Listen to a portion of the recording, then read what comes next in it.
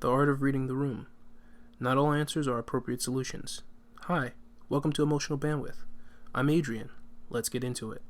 So in the spirit of my previous musings about gaslighting, I wanted to talk about another topic that affects me personally, and I'm sure others battle with it as well. To preface, I wanted to talk about the notion and the trappings of a bad day. It could be caused by any number of factors, but we all have bad days directly and indirectly, objectively and subjectively, and it can be tough and can be emotionally and physically draining. That is totally understandable, and while people in our life try to help us out by giving us advice, do you ever go to someone you trust to vent and unburden yourself only to be more upset than you were in the first place? Let me amend that perhaps. The feeling is more akin to frustration. Oftentimes, friends, families, and lovers try to help us by parroting behaviors and practices that may have been used on them. Not all learned behavior is good behavior. These lessons and tactics, while well-meaning, are often misguided and are not always effective. This is where the idea of reading the room comes into play. For me, the past week has been brutal in a professional sense. In my line of work, we are essentially tethered to others and rely upon each other to get the job done. While we don't have to take any of it home, there are things contingent upon projects being completed and do not simply go away just because someone else doesn't want to deal with it or we have coworkers out or absent. Knowing that and understanding that, I take pride in my sense of responsibility. And without opening a whole can of worms about myself, let's just say that I can't always depend on some of my immediate coworkers to do their part. As a result, a lot of times I will be in the anchor spot as well as the front line and wear 2 to 3 hats at the same time while trying to be as efficient, thorough, and quick as possible. Anyone who works with me knows that I thrive under pressure and am largely successful. But since it is a combination of physical as well as mental stress, it can be exhausting. And for me in particular, when I'm in the zone, it is hard for me to joke around as I want to get the work done first so that we can joke around and be chill later. I usually have a very serious look on my face. Some would say RBF, and if you know, you know.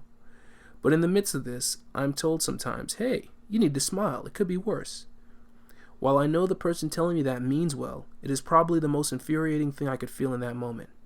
I had to really step back and think about why statements like that in those situations really frustrate me. I'll give you another example.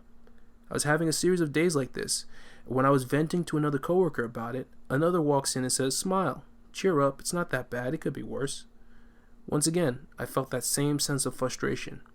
I then posed a question to the former coworker when this one left the room. Let me ask you, you have kids. If one of your kids were sick and you were telling someone about it, would you appreciate someone coming in and saying in that moment, well, at least you have a kid, some people can't have them, or someone has it worse than you, so feel better? No, you wouldn't, because statements like that, and I'm really sorry for that dark example, but statements like that, while meant to help, frustrate you because they actually invalidate your worries and concerns. It calls into question what is a problem in your life at that moment and trivializes it. That is the feeling that stems from those exchanges. At one time or another, we all have heard at some point when you're tired and someone older says, well, you can't be tired when you're young. But what does that have to do with my state of exhaustion? We are all tired at some point, and age has nothing to do with it. I say all of that to say this. We have to stop being dismissive of people's feelings in this way. Statements like the ones I illustrated above do just that. They're not helpful when someone is having a hard time. Sure, we tell ourselves, well, yeah, it could be worse. But you know what that does? That creates a feedback loop where I, in essence, tell myself that I have no right to feel bad about something I'm going through and to just think about others who may have it worse. But that's not how our brains or emotions work, and it's not how we function in life. It's important to take care of humanity, but we must take care of ourselves first to be able to do so. Acknowledging that something is challenging or bad in that moment not only allows us to recognize it, cope with it, and hopefully move past it, it allows us to feel understood, to know that we are not crazy or wrong, to feel how we do. Reading the room, or in fact removing how we feel from a situation and looking at and observing how the person in question feels, is helpful to both parties as it lets the ventee feel understood and you, the listener, feel appreciated and trusted that this person is open enough to share with you.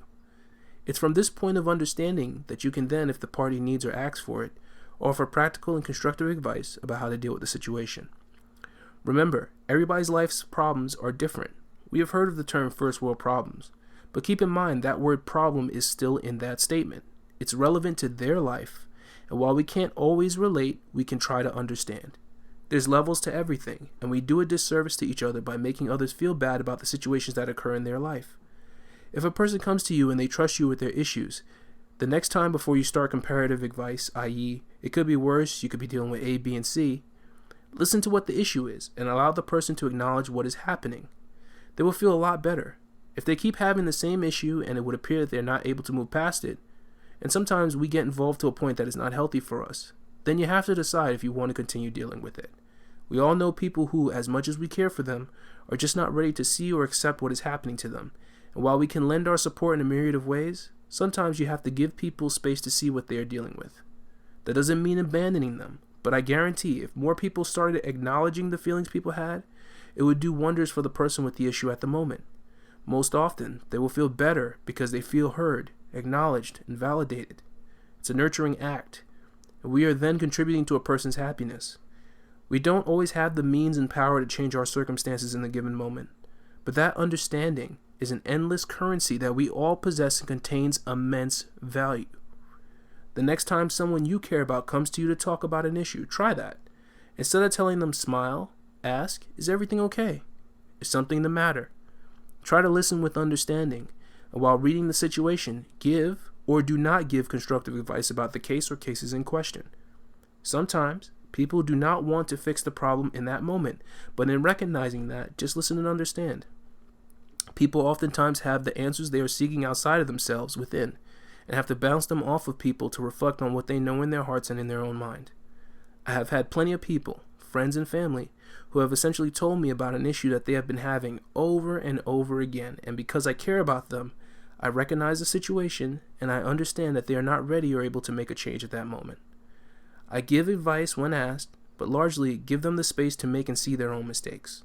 When they finally come out of that funk, they usually will thank me for being that person, for not ridiculing them even though they kept making the same mistakes over and over, and having the patience and presence to allow them to see it in their own time and way. It's that space and that emotional bandwidth we allow them to claim by just being present with them and acknowledging their feelings. We don't always see things and learn them at the same rate as others, and we need to acknowledge that within ourselves when dealing with friends, families, and lovers. What's obvious to you may not be so patently obvious to them, and stepping back and reading the room will allow us to get ourselves out of the way so we can pay attention to that person's words and actions, and then we can internally make an informed decision on how to proceed. So the next time someone approaches you to vent or to tell you what they're going through, don't give them the compare yourself to others answers. Instead, think about that person and what information is important to them. What are their values? What do they think? How do they think and see things? Most importantly, whether you decide to answer or not answer, do either action thoughtfully. I guarantee you will help this person and change your life because doing things this way will open you up to your own understanding and perception of things. You can reflect on yourself, and who knows, you may learn how to deal with a confounding situation in your orbit by listening and helping them. Not all of everyone's problems are subjectively or objectively as bad or as good as we all think, but they are our problems and we have to help each other navigate them, especially if we care about the people in question. Thank you. This has been Emotional Bandwidth. I'm Adrian. See you next time.